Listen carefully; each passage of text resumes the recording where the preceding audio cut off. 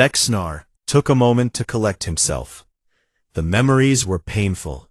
They came back to him like waves of fire. He could still hear the screams. He could still smell the burning metal. He could still feel the terror that had gripped his heart.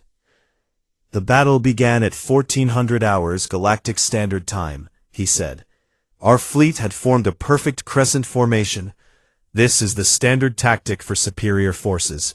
It allows maximum firepower while protecting the command ship at the center. He pressed another button on the display. The star map changed to show the battle positions. Admiral Kethros sat in his command chair on the flagship Eternal Conquest. He was confident. We all were. Our ships were 3 times the size of theirs. Our shields could withstand 10 times the damage. Our weapons had range and power they could not match. Vexnar shook his head slowly. None of that mattered. The Valorian delegate spoke again. How did they counter your superior firepower? They did not counter it, Vexnar replied. They ignored it. That was the genius of their strategy. He pointed at the display. Standard Galactic Combat Doctrine says you engage at maximum range. You use distance to protect yourself. You retreat when damaged. You regroup when outnumbered. Every species in this chamber follows these rules. His voice became harder. Humans do not follow these rules.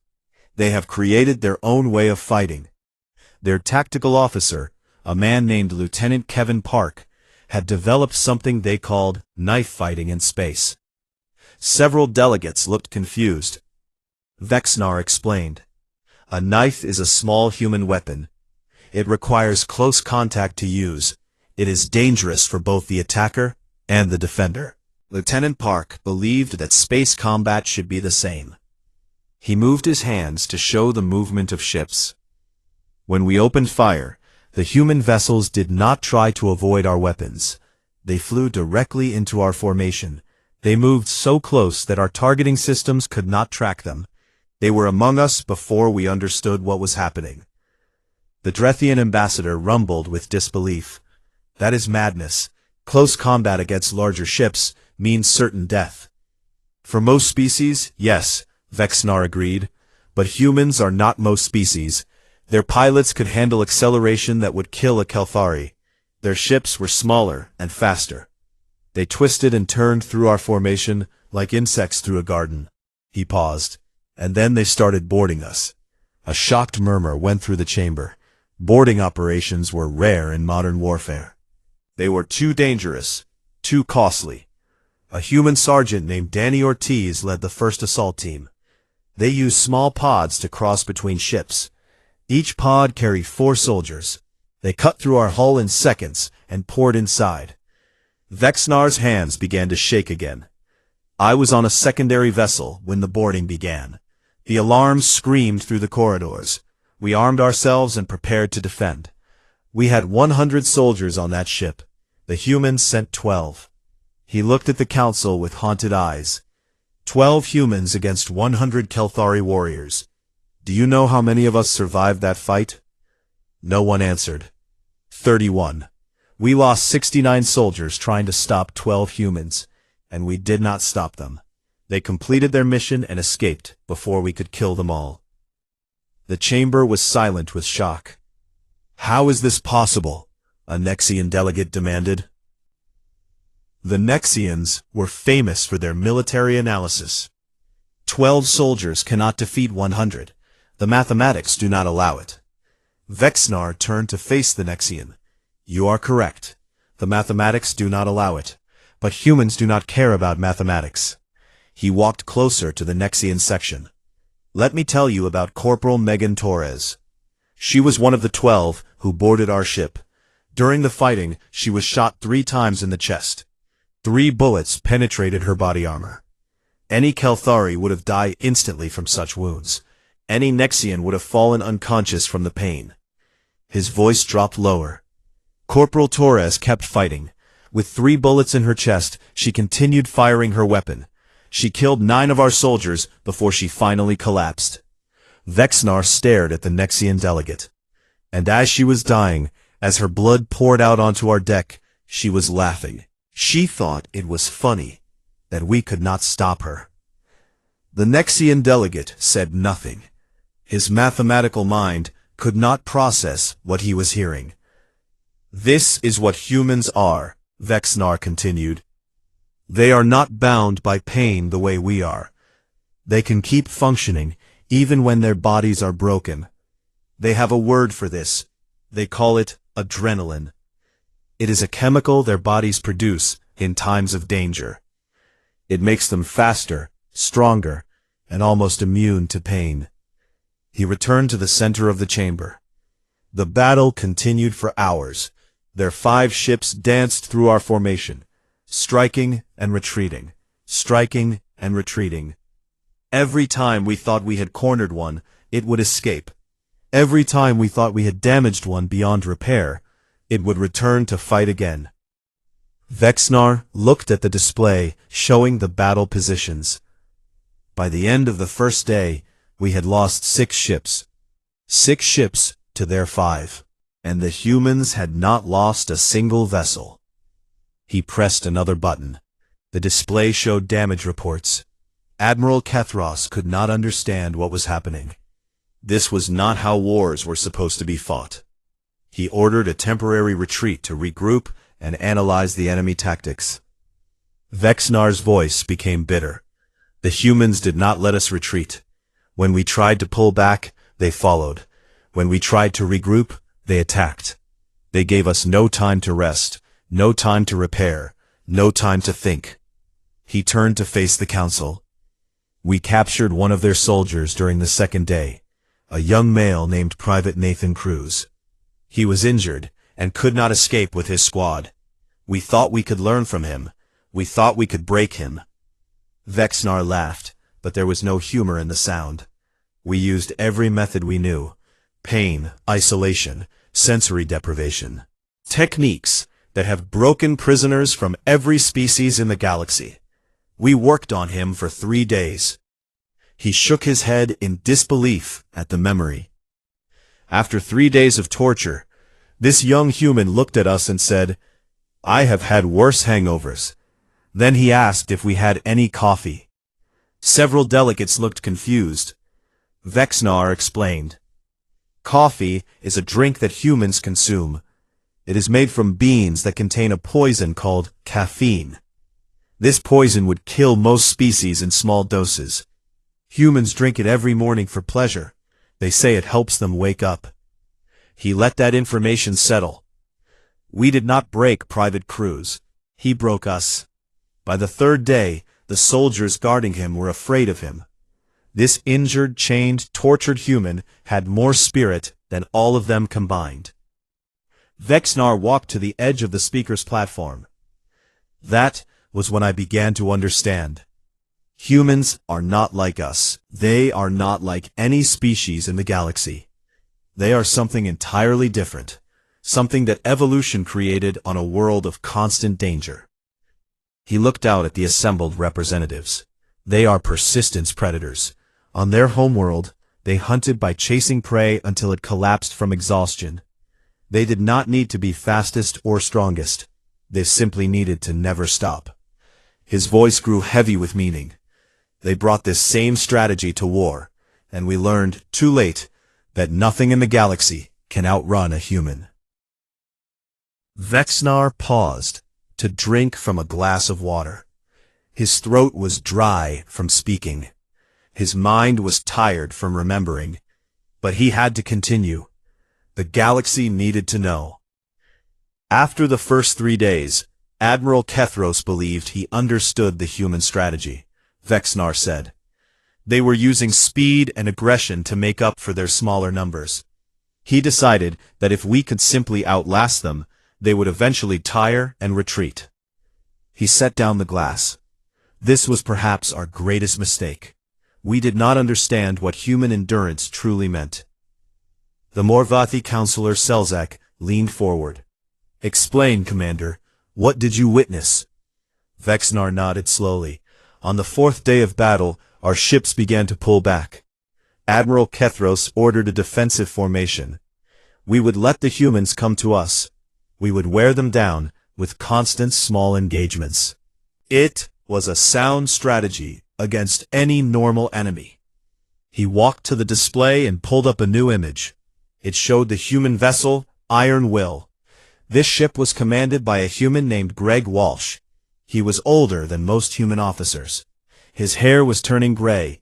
His face had many lines from age and stress, but his eyes were sharp and clear. Vexnar touched the image. Commander Walsh coordinated 37 hours of continuous combat operations.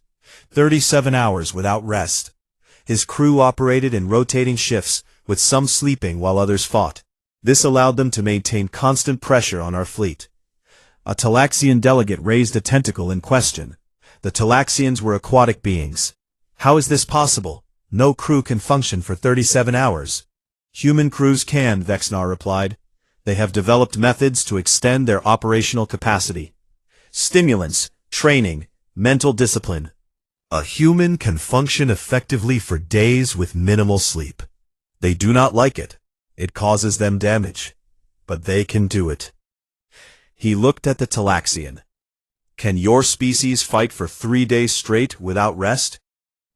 The Talaxian lowered his tentacle without answering.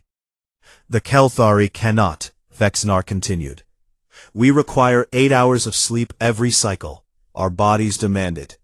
When we tried to match the human pace, our soldiers began making mistakes. They became slow. Their aim suffered. Their decisions became poor. He turned back to the council. By the 5th day, our crew efficiency had dropped by 40%. The humans had maintained 90% efficiency throughout.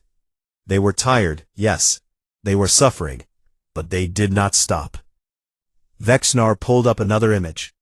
It showed medical scans of human soldiers. We analyzed the bodies of the humans we killed. We wanted to understand how they could endure so much. What we found disturbed us deeply. He pointed at the scans. Human bodies are designed for damage. Their bones can heal themselves. Their muscles can repair overnight. Their immune systems can fight infections that would kill most species. Even their brains are built to handle trauma and keep functioning. His voice became quiet. They evolved on a death world.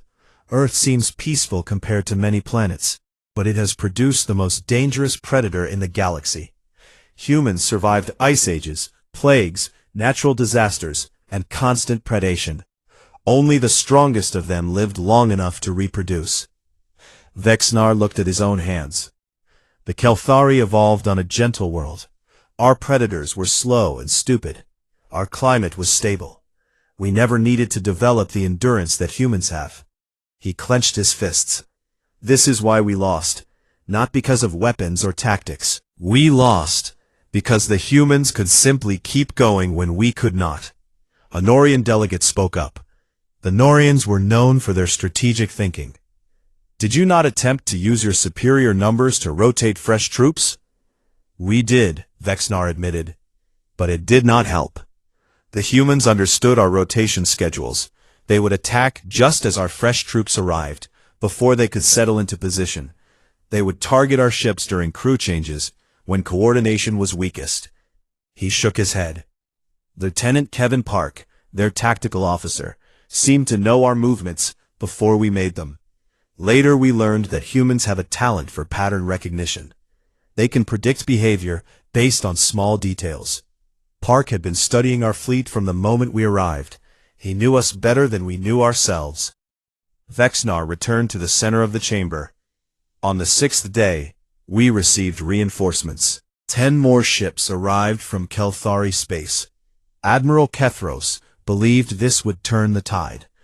We now had 51 ships against their 5. His voice became hollow. The humans did not retreat. They did not call for their own reinforcements. They simply adapted their tactics and continued fighting. He looked down at the floor. That night, I spoke with Admiral Kethros privately. I told him we should withdraw. I told him that victory against these creatures was not worth the cost. He refused to listen. Vexnar raised his head. He said the honor of the Kelthari Empire was at stake. He said we could not retreat from primitives with short lifespans and soft bodies. He said history would judge us as cowards. His voice cracked. History will judge us as fools instead. The chamber was silent. Vexnar continued. On the seventh day, something changed. The humans received a message from their command. I do not know what it said, but I saw the effect it had on them. He walked to the edge of the platform. Their attacks became more intense. Their coordination improved. They fought like they had found new energy. We later learned that human civilians had been watching the battle from their home systems. Messages of support were flooding in from across human space. Vexnar turned to face the council. Humans do not fight alone. Even when their soldiers are far from home, they carry their people with them.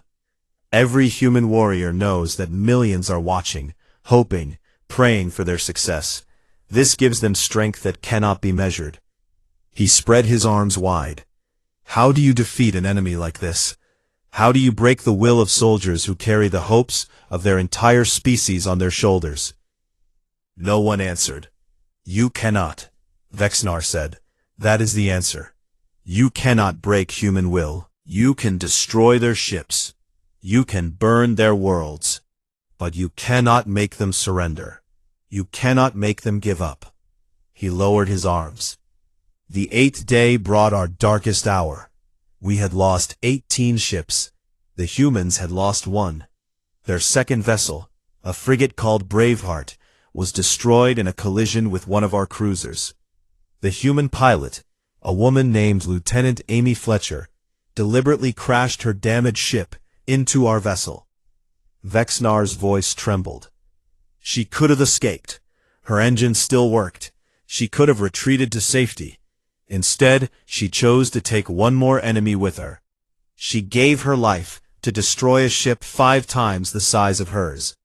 He looked at the council with wet eyes. Her last transmission was to her crew. She told them she loved them. She told them to keep fighting. She told them to make the Kelthari remember this day. Vexnar wiped his eyes. We remember. Every survivor remembers. We will never forget the madness of these humans who considered death an acceptable price for victory. Vexnar stood still for a long moment. The hardest part of his story was coming. The memories that kept him awake at night. The images that haunted his every dream. Until the 8th day, the humans fought with discipline, he said quietly. They were efficient. They were professional. They killed us, yes, but they did not hate us. War was simply a task they had to complete. He took a deep breath. On the 8th day, everything changed. The chamber seemed to grow colder as Vexnar spoke. Admiral Kethros was frustrated. We had superior numbers, superior firepower, superior technology. Yet we were losing. He decided to change his strategy. He would strike at human weakness. Vexnar closed his 4 eyes. Our sensors had detected a human supply vessel moving through the combat zone. It was a civilian ship called the Gentle Path. It was carrying evacuees from a nearby colony. Families who were fleeing the battle. He opened his eyes. Admiral Kethros ordered our fastest cruiser to intercept and destroy it. He believed that attacking their civilians would break human morale. He believed they would surrender to protect their families. Vexnar's voice became heavy with shame. 73 humans died when the Gentle Path was destroyed.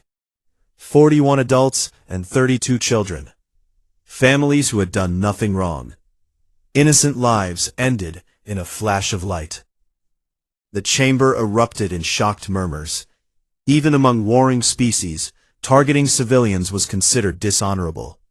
Selzak raised his hand for silence. This was a grave violation of galactic law, Commander. I know, Vexnar replied. I protested the order. Many officers protested. Admiral Kethros ignored us all. He was certain it would work.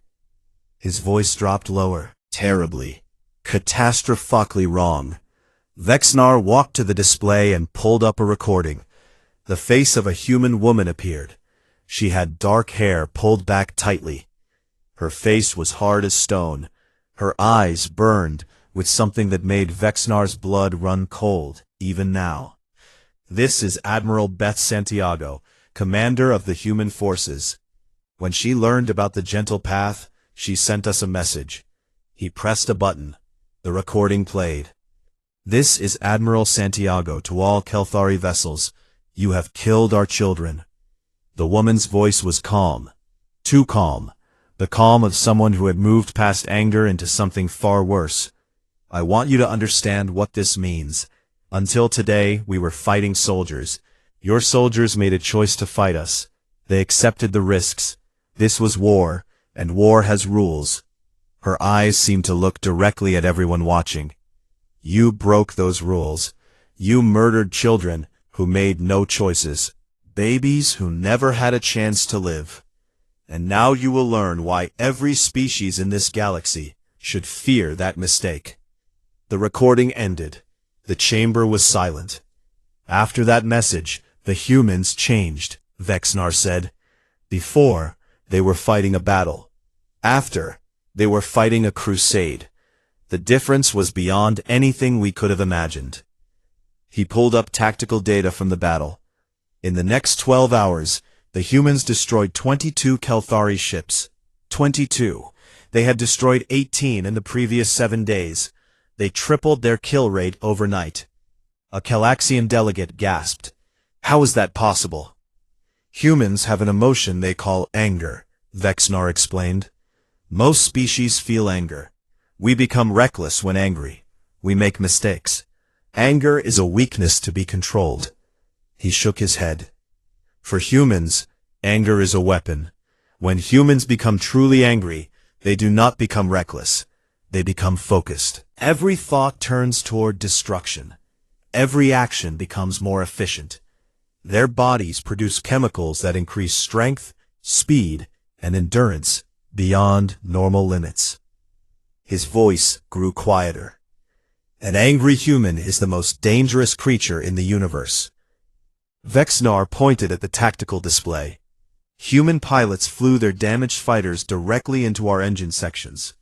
A man named Tony Martinez, an engineer on the vessel Iron Will, was trapped in a damaged section of his ship. He could not be rescued. The flames were too intense. Vexnar paused. Instead of waiting to die, Martinez redirected his ship's reactor core toward our battlecruiser Eternal Glory. He detonated it manually. The explosion destroyed his ship and ours, along with 2 escort vessels that were too close. He looked at the council. His final transmission was simple. He said, "Tell my wife I love her.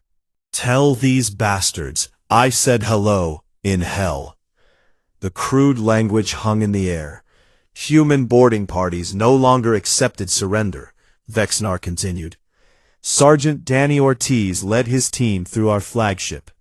When they ran out of ammunition, they used knives. When their knives broke, they used their hands. His voice trembled. I saw a human female, Corporal Rosa Mendez, kill 3 Kelthari soldiers with her bare fists. She was bleeding from wounds that should have stopped her. But she would not stop. She could not stop. The anger would not let her. Vexnar walked away from the display. Admiral Kethros finally understood his mistake. He tried to surrender.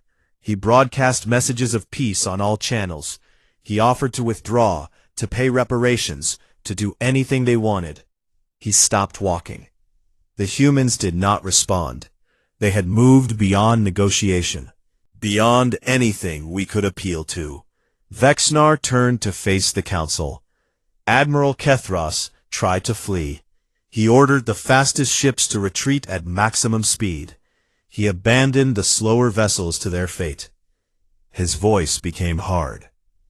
A human pilot named Lieutenant Commander Derek Hayes tracked the Admiral's flagship across 3 star systems. Hayes had not slept in 4 days. His ship was damaged. His crew was exhausted. But he would not stop. Vexnar's 4 eyes closed. He caught the Admiral at the edge of Kelthari space. The flagship was faster, but Hayes was more determined. He fired his last missiles into the Admiral's engines. When the flagship stopped moving, Hayes rammed his vessel into it. He opened his eyes. Both ships were destroyed. Admiral Kethros and his entire crew died. Lieutenant Commander Hayes died with them. His final message was to Admiral Santiago. Vexnar recited the words from memory. Target eliminated. It was an honor to serve. Hayes out. The chamber was completely silent. The battle ended shortly after, Vexnar said. There were no Kelthari ships left to fight. 57 vessels destroyed. Over 15,000 dead, and the humans lost only 2 ships and fewer than 300 soldiers. He looked at the floor. They won because they wanted victory more than they wanted survival. They won because our atrocity gave them a righteous fury that could not be stopped. They won because humans protect their families with a ferocity that no species can match. Vexnar raised his head. If you remember nothing else from my testimony, remember this. Never harm human children. Never threaten human families. Because when you do, the humans stop being civilized beings who follow rules. His voice dropped to a whisper. They become something ancient, something primal, something that evolved to kill anything that threatens what they love. He looked out at the representatives of dozens species, and nothing in this galaxy can stop them when that happens. Nothing. Vexnar stood before the Galactic Council for the final part of his testimony. His voice was tired, his body was weak, but his eyes held a determination that had not been there when he started speaking. You may wonder how I survived, he said. How I alone escaped when so many others died. He walked slowly to the center of the chamber. When the battle ended, I was floating in an escape pod. My ship had been destroyed hours earlier. I had watched my crew die around me. I expected to die as well. I had accepted it. Vexnar looked up at the ceiling. A human ship found my pod. The vessel was called the Rising Dawn. Its commander was a woman named Claire Bennett. She was young for a human officer. Her face was tired from days of combat, but her eyes were kind. He lowered his gaze to the council. I expected to be killed, or tortured, or imprisoned. After what Admiral Kethros had done to the Gentle Path, I thought the humans would show no mercy to any Kelthari. His voice softened. I was wrong. Commander Bennett ordered her crew to bring me aboard. They treated my wounds. They gave me food and water. They spoke to me without hatred. Vexnar shook his head in wonder. I could not understand it. These were the same humans who had fought like demons. The same humans who had shown no mercy in battle. Yet now they were gentle with me, a captured enemy. He walked toward the display. I asked Commander Bennett why she spared me, why she showed kindness when we had shown none. Vexnar pulled up an image of the human officer. She had light brown hair and green eyes. Her uniform was wrinkled and stained from battle, but she stood straight and proud. She told me that humans do not fight because they enjoy killing. They fight to protect what they love. Once the threat is gone, the anger fades. They return to being the creatures they prefer to be. Curious, creative, kind. He looked at the image for a long moment. Then she told me why she had truly saved me. She said I had a purpose, a mission that only I could complete. Vexnar turned to face the council directly. She said, Go home, Commander. Tell your leaders what you saw. Tell them that humans did not start this war, but we finished it. Tell them that we will shake hands with anyone who offers friendship, but we will break the hands that strike our children. The words echoed through the silent chamber. I asked her what the humans wanted. Did they want revenge? Did they want Kelthari territory? Did they want us to kneel before them? Vexnar's voice became quiet. She laughed softly. Not a mean laugh, a tired laugh. She said, We want peace. We want to explore the stars and meet new friends. We want to build and create and discover. That is what humans dream of. Then her expression became serious. She said, But we are not naive. We know there are species who will see our kindness as weakness, who will try to take what is ours, who will hurt our families because they think we will not fight back. Vexnar's voice grew stronger. She looked directly into my eyes and said, "Tell the galaxy that we will always choose peace first. But if peace is not possible, we will choose victory. And we are very, very good at victory." He walked to the edge of the speaker's platform. Commander Bennett put me in an escape pod with enough supplies to reach neutral space. Before she sealed the door, she told me one more thing. Vexnar looked at the assembled representatives. "The humans have a saying, 'Let sleeping dogs lie.' Dogs are animals from Earth. They were once wild hunters. Humans tamed them and made them companions. Now, dogs are friendly and loyal." He paused. But Commander Bennett said something that I will never forget. She said, "Humans are not sleeping dogs. We are wolves that have chosen to be dogs. We have chosen civilization. We have chosen kindness. We have chosen peace." His voice dropped lower. "But do not ever mistake our choice for weakness. Do not ever make us remember what we truly are." Vexnar looked across the chamber at hundreds of alien faces. "Because when humans go to war, truly go to war, even death itself steps aside." The silence in the chamber was complete. No one moved. No one spoke. Finally, Head Counselor Selzak rose from his seat. His ancient body moved slowly, but his voice was clear. "Commander Vexnar, your testimony has been heard. The Council thanks you for your courage in sharing these events." Selzak looked around the chamber. "I have lived for 300 years. I have seen empires rise and fall. I have witnessed wars that burned across entire sectors, but I have never heard testimony like this." He turned to face the other council members. "I propose that human space be designated as protected territory. No species shall enter human territory without permission. No species shall threaten human colonies or vessels. No species shall make the mistake of the Kelthari Empire." Murmurs spread through the chamber. Delegates whispered to each other. The Drethian ambassador rose. His voice was humbled. "I second this proposal. The Drethian collective will support any measure that prevents conflict with the humans. We have no desire to test their strength." One by one, other delegates stood to voice their support. The Valorians, the Nexians, the Talaxians, even the proud Norians agreed. The vote was unanimous. Human space became protected territory. Warning beacons were placed at every border. Every species in the galaxy received the message: "Do not provoke the humans."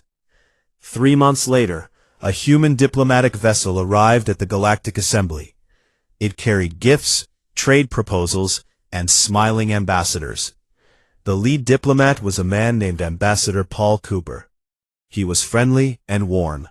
He told jokes and shared stories of Earth. The delegates smiled back at him. They accepted his gifts. They signed his trade agreements. And they watched him very, very carefully. Because they had heard the testimony of Commander Vexnar. They knew what lay beneath the friendly smiles and gentle words. They understood that the humans who shook their hands today could break those hands tomorrow, if given reason. Vexnar watched the ceremony from a distant seat. He saw Ambassador Cooper laugh with delegates who had once mocked humanity. He saw humans and aliens sharing drinks and making plans. A young human officer noticed him watching. She walked over and sat beside him. Her uniform was clean and crisp. Her face was friendly. "You are Commander Vexnar," she said. "I read your testimony. It was powerful." Vexnar nodded slowly. "I told only the truth." The officer smiled. "We appreciate that. Most species would have hidden their defeat. You were brave to share what happened." Vexnar looked at her. She seemed so normal, so harmless.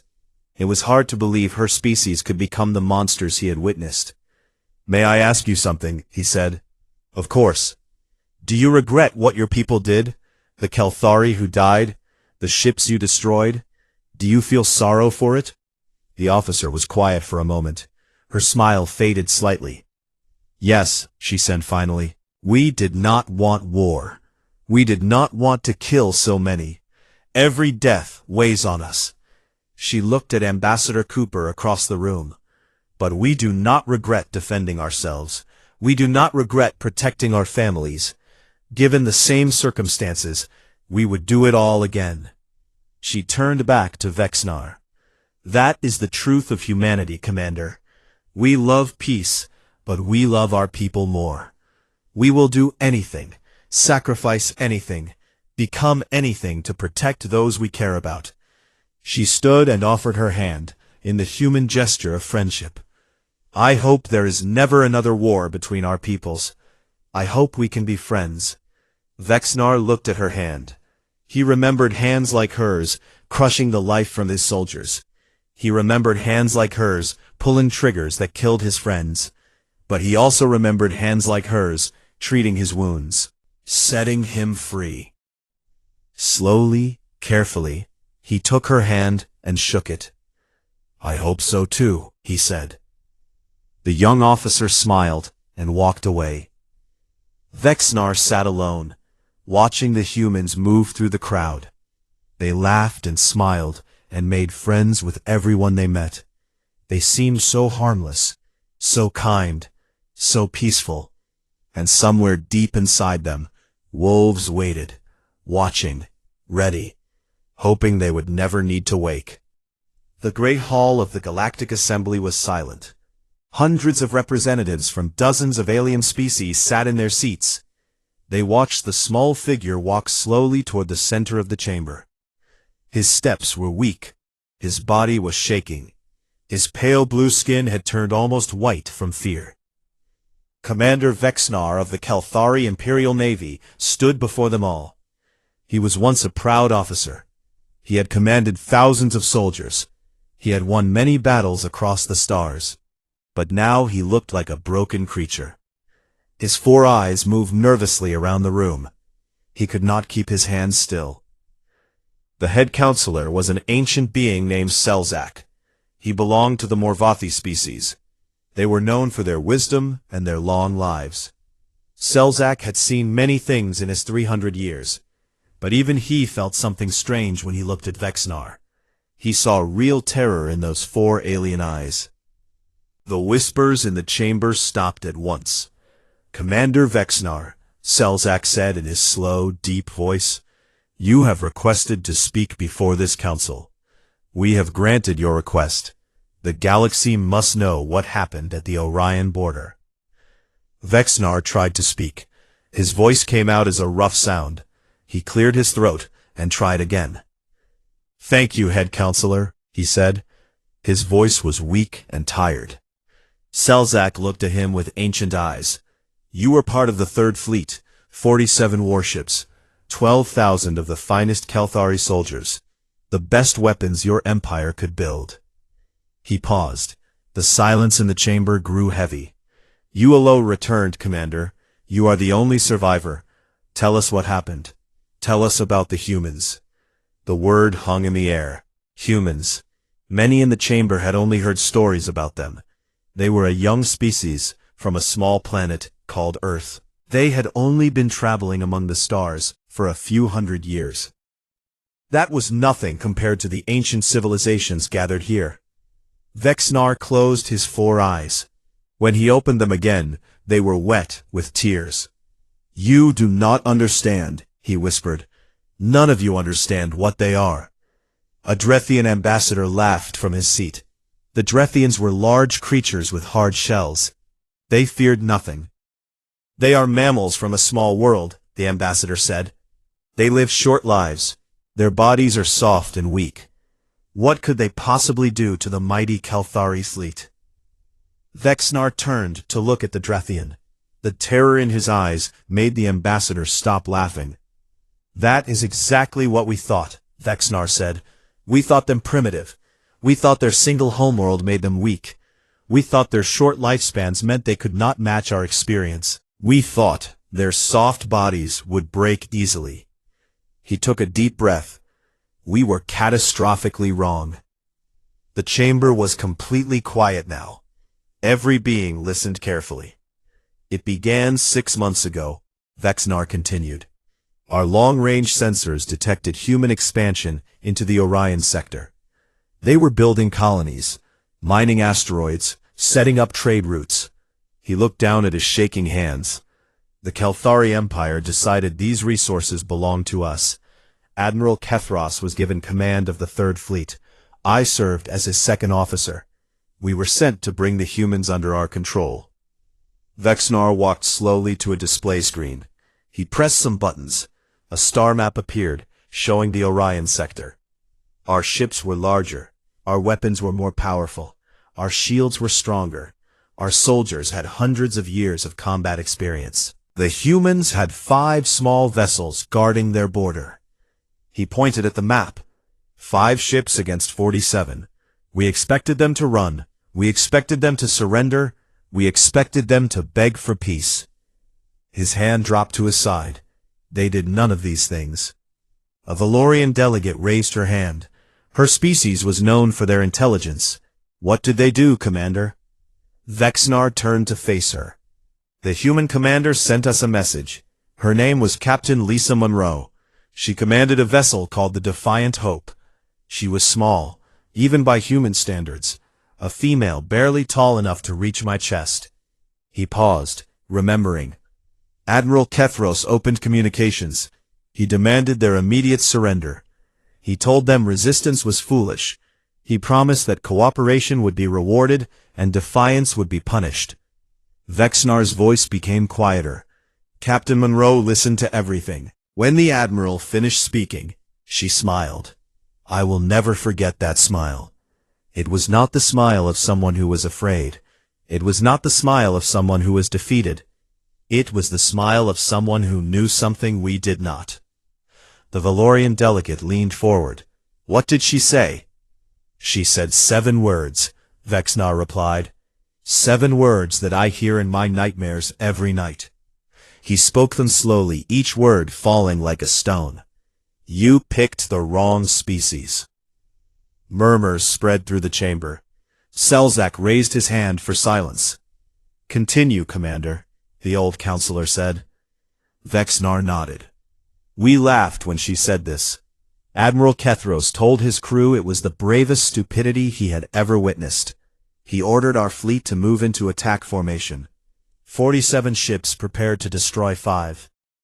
He walked back to the center of the chamber. The humans did not retreat. They did not try to negotiate.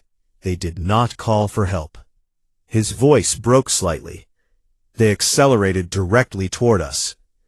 The Drethian ambassador spoke again, but his voice was no longer mocking. They charged at a fleet 9 times their size. Yes, Vexnar said. They flew straight into our weapons range. We thought it was suicide. We thought they had gone mad. We opened fire with everything we had. He stopped walking. He stood completely still. And then we learned our first lesson about humans. Every being in the chamber waited. Humans do not fight to survive, Vexnar said. They fight to win. There is a terrible difference between these two things. A creature fighting to survive will run when the odds turn against it. A creature fighting to win will never stop until victory or death. He looked up at the ceiling of the great hall. The battle lasted 9 days. 9 days of constant fighting. 9 days of fire and blood and death. 9 days that changed everything I thought I knew about war. Vexnar lowered his head. By the end, 47 Kelthari warships were destroyed. 12,000 of our finest soldiers were dead. And the humans? He turned to face the council directly. They lost 2 ships, 200 soldiers, and they were still fighting when it ended.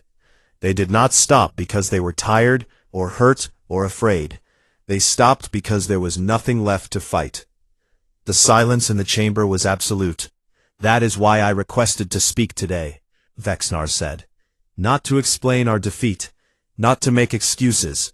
I came to warn you all. Every species in this galaxy must know what humans truly are. He pointed at the star maps still glowing behind him. Because if you make the same mistake we did, if you think humans are weak, if you believe they can be conquered or controlled, then your fleets will burn just like ours. His 4 eyes moved across the assembled representatives, and there will be no one left to warn the others.